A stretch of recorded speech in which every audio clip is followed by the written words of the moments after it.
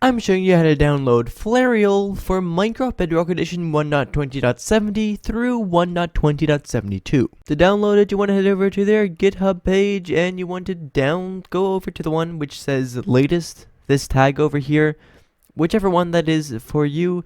Then in this assets area right there, you want to click on the Flarial.dll bit right there. Go ahead, click on that, and as you can see, the download will start automatically. Now, as you can see in my downloads, we have the Flarial.dll. What we want to do is grab any injector. I'm using Flarial Client injector, my personal favorite. You can download it through the description if you don't have it yet. You want to click on this select button right there, then select the DLL from, in this case, my downloads, and then I can simply click on inject just like so.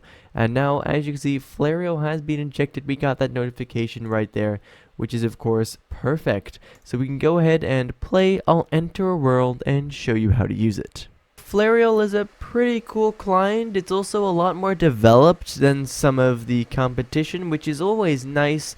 A nice full client with a lot of features. So if you want to make sure that it is in fact enabled, open up your inventory, and if you get a Flarial watermark there, then you'll know that it is basically working and all good.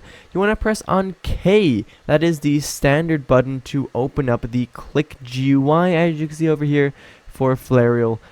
We have it. There is no scroll bar, but you can, as you can see, scroll quite far in fact. Which is definitely great. So luckily there is also a search bar if you want to search for anything specific.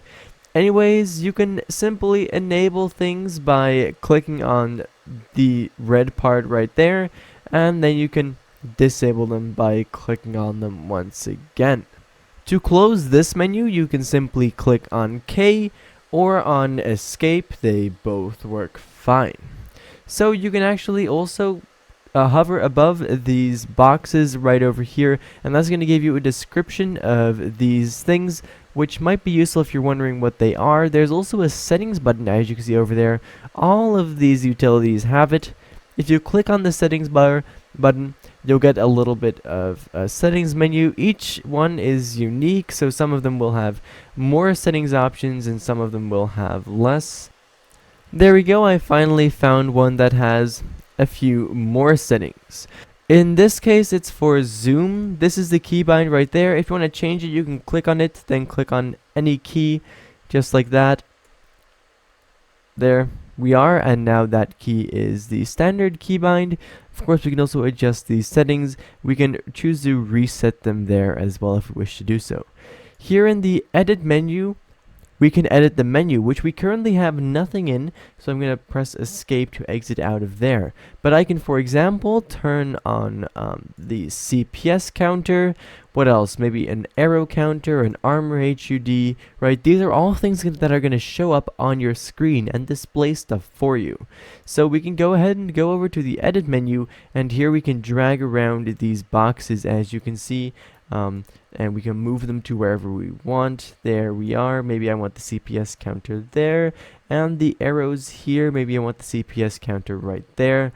Who cares really, right? I can just put them wherever I want. Now if you go over to this settings tab right over here, you're also going to find some general client settings, which might be useful if you want them. If you want to eject the client, or basically remove it from Minecraft, you can set a keybind for that right here, or you can of course just restart your game. So now, as you can see, we do have the CPS and the arrows counters just as I set them up.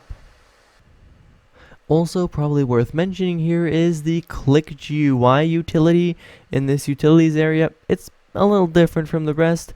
This is basically, the Click GUI is this area right here, and this is the settings for it. As you can see, we have the keybind to open up the menu, which we all know by now is K, but of course you can change that through here now if you want to change it to anything else, and we have some more general settings as well, as you can see. Basically that, I guess. There's not much more to this. Of course, there are a lot of functionalities. If you have any more questions or stuff like that, or even video requests, then do feel free to leave those down in the comments below. But for right now, thank you ever so much for watching, and I hope to see you again in the next one. Bye bye.